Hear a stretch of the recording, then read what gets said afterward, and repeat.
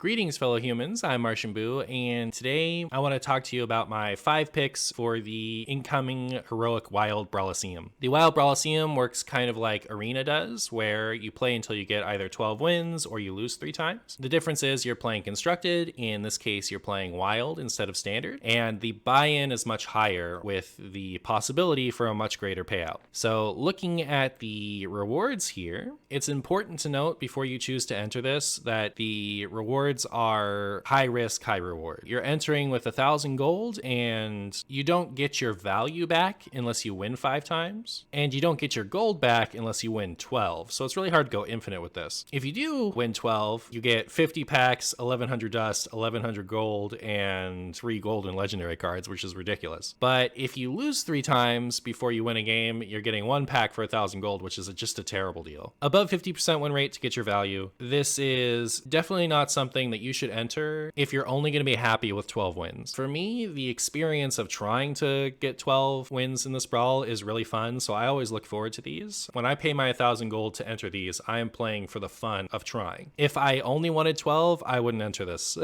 But it is really fun. I always look forward to it. If you want to give it the old college try, I have 5 decks that I'm considering to use in the brawl. These decks have some variety as far as budget is concerned, but any of these I think have a pretty decent chance. First up, we have Evenlock. We're going from my lowest confidence pick to my highest confidence pick. Evenlock is a really strong archetype. It's really consistent, which is important for an event like this. You want to always be hitting your power cards, get your strategy online every game, and this is a great way to do it. Especially, I expect a lot of even Shaman for this brawl, and this deck just tears it apart with like Soul Rend. This here is a list by Dr. Light, who's been piloting this in High Legend. This is his #1 pick. It has Neophytes, Okani, which will give you some extra edge in the Priest matchups, and that is why I have it at number 5. I think the Reno Priest matchup for this deck is brutal. It is terrible. I think that even when things are going really well in your direction, you're going to have a tough time. That's not to say that you can't win those games, but you are certainly unfavored. So this would be my lowest confidence pick. I think it's really good into just about everything else, but its Reno and Priest matchup is so brutal that I might not even try it. That is me not min-maxing though. I don't like queuing something that I think has an auto loss matchup into something that I'm likely to see, and I'm queuing this event for fun.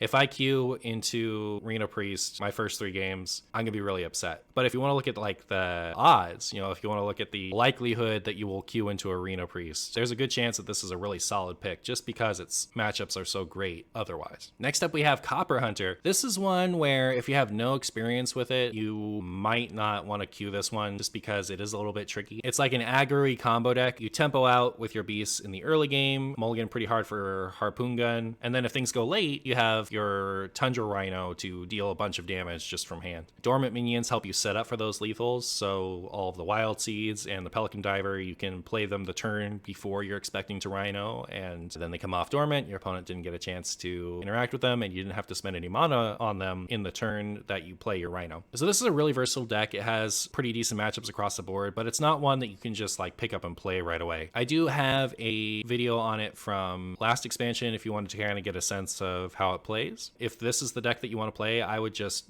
jam as many games as you can fit in between now and when you're planning to enter the brawl. You do have a week to enter the brawl, so if you wanted to take a few extra days before you actually spend your golds to get the hang of it, you got that time. Definitely don't just like copy it and head in right away. Really, that's just advice that I would apply to just about any deck. You at least want to play some games, know what you're doing before you queue, especially when 1,000 gold is on the line. Next up, we have Reno Priest. So Reno Priest, I keep going back and forth on. I think it's really good, especially if we're expecting a lot of aggro decks to be in the brawl. But extra large Reno decks are so inconsistent, and consistency is really important in an event like this. If we see a lot of Quest Mage, this is a terrible pick. So if you think there's going to be a lot of Quest Mage in the brawl, then definitely don't take this one. But other than Quest Mage, if you're queuing into a bunch of aggro, especially if people take a lot of Evenlock, this is going to be a really really good pick. Other deck to watch out for is Curse Lock. So Curse Lock rose up on the back of having a good matchup into the popular Reno Priest. But outside of like Curse Lock and Quest Mage, the matchups are really solid. Especially in the mirror, the games can go really long. So if you don't like slow games, definitely don't pick this one. This is basically the slowest deck that actually wins games in the meta right now. So the way I built this list is it's kind of like a midway in between the value-oriented Reno Priest that most lists are and the efficient find Raza Anduin type of list that the deck used to be. So I do have Polkeld in here. I also have all the 7-drops. So there are going to be a few cards in between your Anduin and your Raza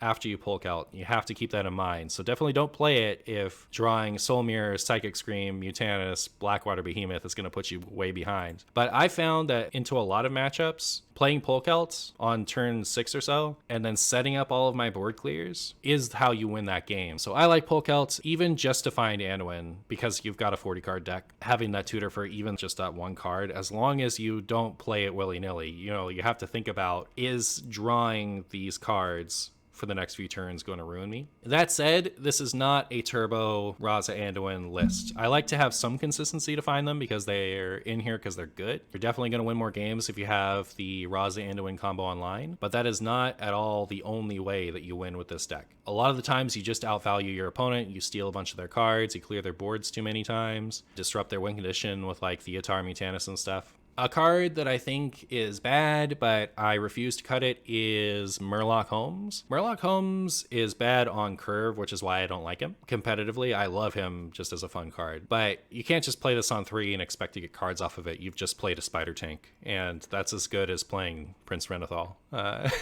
So if you wanted to replace that with something else, I would suggest Lotheb. I personally don't like Lotheb too much because I feel like it's a bit cope against the matchups where it's going to be good, but it is the most requested card when I play this deck. They're like, why isn't there a Lotheb in your deck? So a lot of people think that that card is good. I know that Murloc Holmes is halfway between competitive and just a meme card. So if you wanted to make this list even better, I would cut the Holmes for Lotheb. If you don't have most of this list, I would say don't craft it for the Brawl. You don't want to fill this deck with budget inclusions, especially considering there are some really solid budget options coming up here in a second. Like if you have a limited budget, there are what I think are better options and cheaper options coming up in the next 2. Even Shaman. So even Shaman is a little wonky. It's really powerful and it requires snowballing early on because it's got no refill.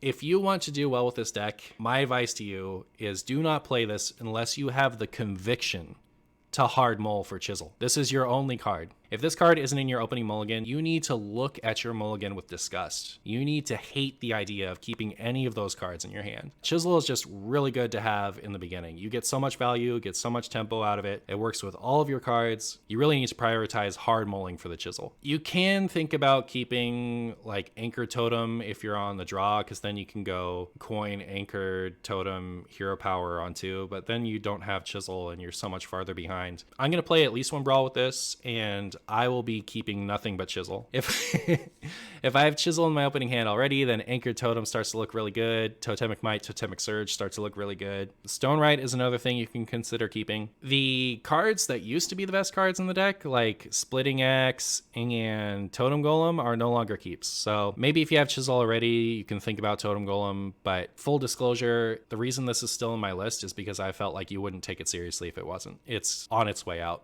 It's like a card or 2 away from getting cut completely. The last few slots in Even Shaman don't actually matter that much. So that's like Totem Golem, Frostbite, Brucon of the Elements. Those are in here just to get to 30. Brucon gives you a little bit of late game value. It gives you a way to kind of beat other aggro decks if things go that late. Certainly not worth crafting if you don't want to. It's not mandatory by any means. You can consider Evil Totem over like Serpent or Totem Golem if you want, but really what matters is Chisel. So get your Chisel and chisel your way to victory. Finally, we have my number 1 pick for the Brawl. It's Pirate Rogue. Pirate Rogue is consistent. It's powerful, it gets on board early, it has that refill, and it has late game inevitability. I know that a lot of people out there want you to cut Smite. There is a huge narrative that Mr. Smite is too expensive at 7 mana, which is exactly what people said about 6. And then just like when people said about 6, the stats proved it wrong. You put Smite in Pyro Rogue. If you don't have Smite, I would not recommend this deck. If you do not have or want to craft patches, I do not recommend this deck. I know everyone hates crafting patches. It is 1600 dust for a 1/1, but it is the safest craft in Hearthstone. Like, it is the best legendary to craft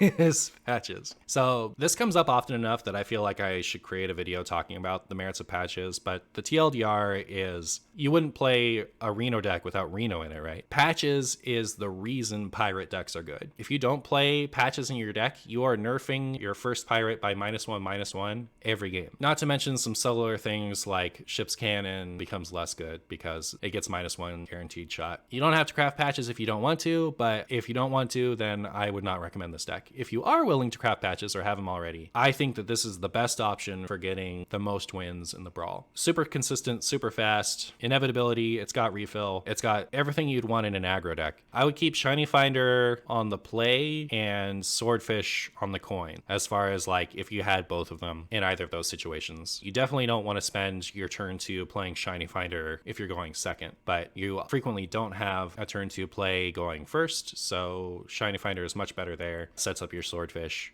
And on the coin, you can just coin it out onto the Swordfish. So don't get too greedy with your pirates and ship's cannon. I would hold off playing a pirate on 1 if I was on the coin with ship's cannon, but definitely if you're on the play, you know, just if ship's cannon is your best turn 2 play, just ship it. Don't greed it out for turn 3. You'll lose momentum and damage that way. So those are my 5 picks for the brawl. If you don't have experience with whichever of these that you're thinking about, definitely get out there on ladder first. Get in a good 30 games at least with whichever of these you want to take to the brawl. Remember to like, comment, and subscribe for more Martian videos. I hope you enjoyed the video. Thanks for watching, and good luck in the brawl.